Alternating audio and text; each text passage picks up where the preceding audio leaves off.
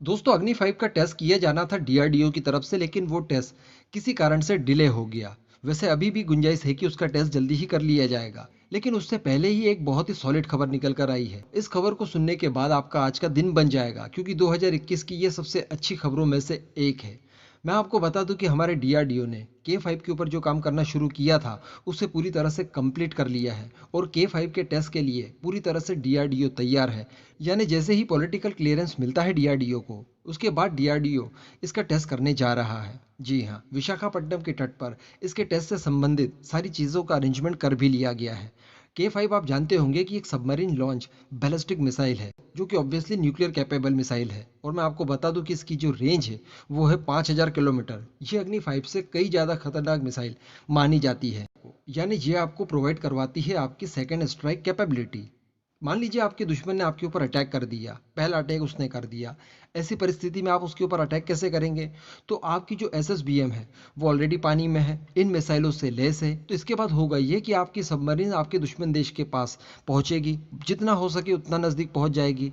अब आप सब जानते हैं कि ये न्यूक्लियर पावर्ड सबमरीन्स होती है, तो काफ़ी लंबा इनका एंड्योरेंस होता है। इसे पकड़ पाना, ट्रैक कर पाना, मार गिराना इतना आसान बिल्कुल भी नहीं होता है। ये उस दुश्मन देश के नज़दीक जाएगी और फिर वहाँ से इस मिसाइल को लॉन्च करेगी। तो सोचिए ये कितना खतरनाक हो गया।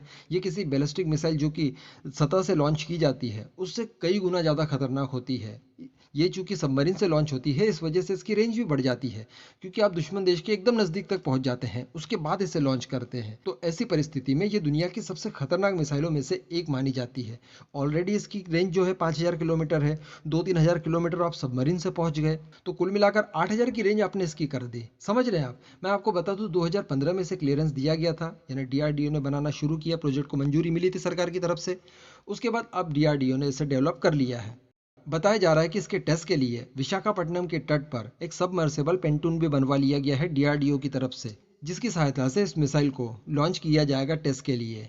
अब आप सोच रहे होंगे कि ये सबमर्सिबल पेंटून क्या होता है, तो मैं आपको बता दूं कि ये एक तरह का स्ट्रक्चर होता है जो कि आपकी मिसाइल को पूरी तरह से फीलिंग देता है आपकी सबमरीन्स की तरह। यानी जिस तरह से सबमरीन्स के अंदर लॉन्चर्स होते हैं बैलिस्टिक मिसाइल को लॉन्च करने के लिए, ठीक उसी तरह के लॉन्चर्स इसमें भी होते हैं ये पेंटून में। इसे टेम्परेरी एक्चुअली बनाया जाता है और फिर उसका टेस्ट किया जाता है उसी लॉन्चर से। ऐसा क्यों किया जाता है?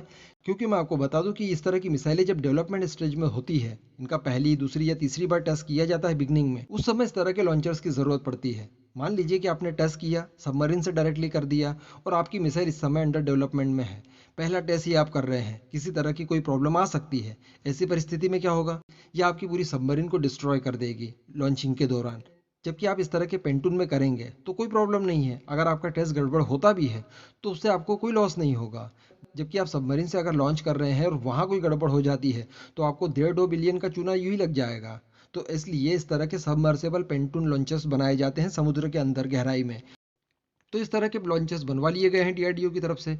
बताया जा रहा है कि जैसे ही पॉलिटिकल क्लियरेंस मिलता है इस प्रोजेक्ट को, इसका लॉन्च कर दिया जाएगा। यहाँ पर दोस्तों मैं आपको बता दूं कि इसका इस काम तो 2015 से शुरू हो गया था, लेकिन काफ़ी धीमा चल रहा था। पिछले 2 सालों से चाइना के साथ हमारा कॉन्फ्लिक्ट बढ़ा है, उसके बाद तो इसकी स्पीड बहुत ज़्यादा बढ़ा दी गई थी डीआरडीओ की तरफ से और इसे एकदम आनन फानन में जल्दी तैयार किया गया है। इसी के साथ साथ 2 साल पहले K6 को भी मंजूरी मिल गई। उसकी रेंज और ज़्यादा होगी, 8 से 10 हज़ार किलोमीटर होगी।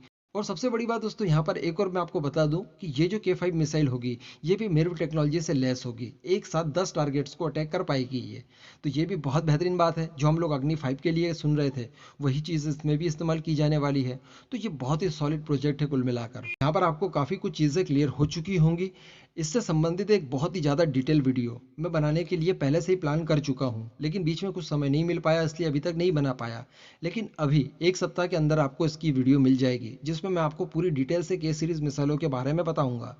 तो उस वीडियो के लिए आप चैनल के साथ बने रहिए। लेकिन फिलहाल इस वीडियो के लिए आपका क्या मानना है, नीचे कमेंट करके ज़रूर बताइएगा।